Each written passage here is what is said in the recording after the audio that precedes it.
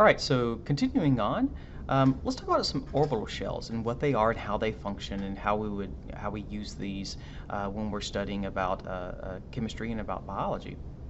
So think of it as when an orbital is just like the orbit of something that's in outer space around our planet. So imagine that you had something here in the center, like the Earth, and it has these different orbitals. Well, we put things in orbit, don't we? We put like satellites in orbit. Well, there's not just one or two satellites. There's thousands, if not tens of thousands, of satellites in orbit. You can imagine if we put all of those in the same orbit, they'll get very crowded, right? And they may run into each other, may do some damage. We don't want to do that, right? So once an orbital gets kind of full, we move a little bit further out and go to a new orbital or a new orbit. And so that way there's more space, right? We don't have to worry about things bumping into each other. And if that one fills up, we can move further out and so forth and so on. And it's the same with the electrons. So when an orbital gets too crowded, the electrons that are added, any new electrons, are just added to a different orbital. And so there's different orbitals, and they have different names, and they hold different numbers of electrons. So here's the nucleus of our atom. There's the s, the p, the d, and the f orbital. The s can hold 2 electrons. This little E negative is kind of how I dictate electron.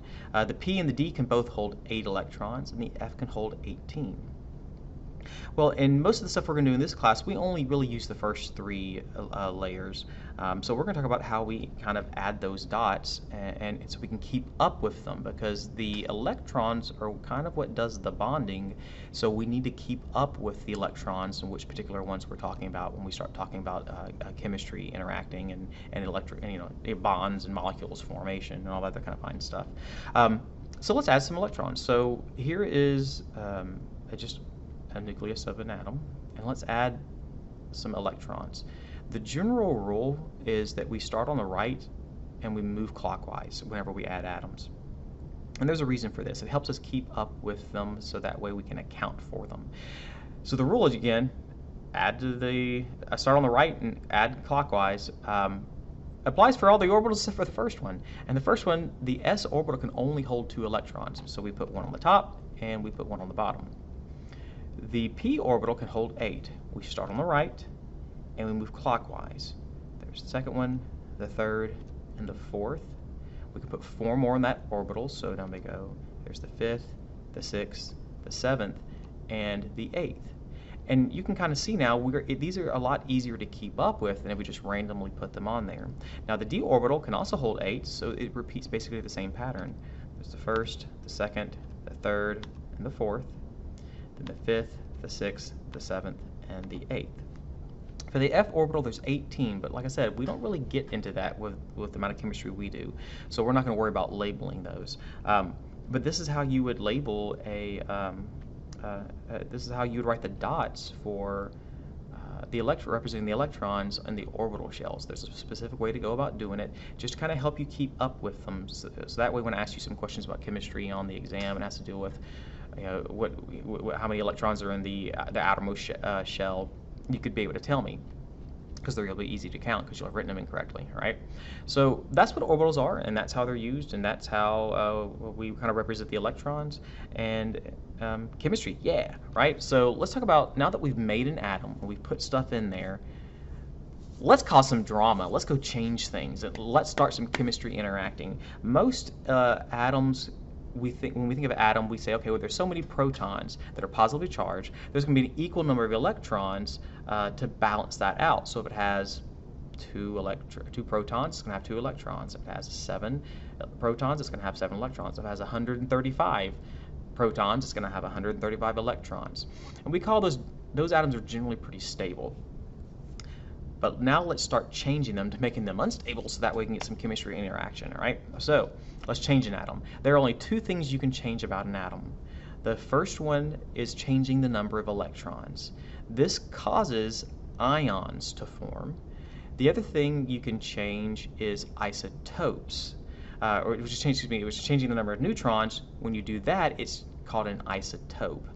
And we start getting into some other things when we start talking about isotopes. So when we talk about electricity, electrons, we're talking about the flow of the flow of electrons across usually a large piece of metal or something like that, a bunch of elements, one element is a bunch of copper or so, and the electrons can move up and down it, up and down that wire. Essentially what we're doing is we're creating like little ions, and it has to do with like positive charges, negative charges, and so on. Isotopes has to do more with radioactivity and nuclear decay. So you can imagine that lots of drama going on when we start doing this. All right, so let's look at ions first. I think this is pretty much the longest slide that we'll be on because there's a lot that this particular slide does for us. First of all, it's going to help us understand what ions are, but also it's going to be an example of an ionic bond. So later in the notes when you see ionic bonds, one of the things just is refer back to ions because we'll cover it on this slide as we go. So here's two different atoms. I'm giving you a sodium atom and a chlorine atom. Sodium Na, chlorine Cl. I've given you two numbers, 11 and 17. What do you think those are? Right, that's the atomic number. So it's the number of protons and it's the number of electrons.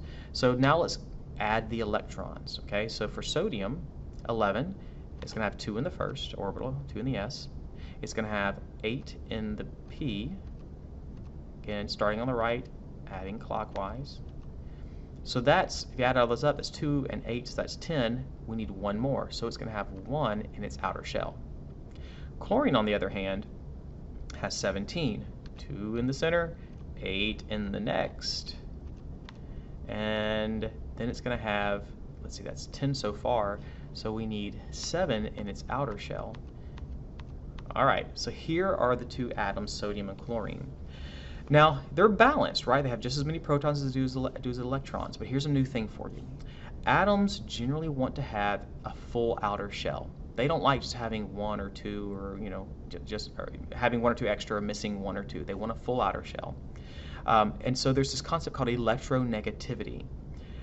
Elements that are missing only 1 or 2 atoms are extremely electronegative because they will take or steal electrons from other atoms. Things that are like sodium here that has only 1 in its outer shell. It's going to be a lot easier to lose 1 than it will be to gain 7 more. So sodium kind of wants to lose that outer electron because then it'll be down a shell, but it will be a full outer shell. Sodium, on the other hand, wants to gain 1, right? To have a full outer shell, because it's a lot easier to gain 1 than it is to lose 7. So chlorine is extremely electronegative. Sodium is really not electronegative at all. There's the spot where chlorine, where it's got that blank spot, right? That's where it's going to need 1. So what do you think is going to happen in this case when these two elements are close to each other? Right. The extra 1 on sodium is going to be taken by the 1 on chlorine. So let's see what that would look like. And there it goes. Awesome, right? But now we've changed the number of electrons that each one has. They're no longer balanced. Sodium is now positively charged because it lost an electron. It now has more protons than it does electrons. So overall, it's got a positive charge because it's got more protons. Chlorine is the opposite. It has 1 more electron, so it's got 1 more negative charge than it had before. So it's going to be a negatively charged atom. We give these names. We can call it cation and anion. Some people call this cation. I just say cation, and the reason why is I like cats. Cats are awesome, right? You pet them, they purr, it makes you feel good. It's a very positive thing. So it's an easy way to remember cation is a positively charged atom. Anion, ion, anti, against, negative. Easy way to remember that chlorine or atoms that have a negative charge are anions. And so now there's one extra step. We have now created a positive and a negative atom right next to each other. What happens when you take a positive magnet and you put it right next to a negative magnet? They stick together, right? So what happens here? They're going to stick. The two ions cause a bond to happen, so we call this an ionic bond. So sodium and chlorine stick together like magnets to form NaCl. You guys know that's table salt. This is how table salt is formed. So again, this is an example of ions, and this is also our example of ionic bonds. Science.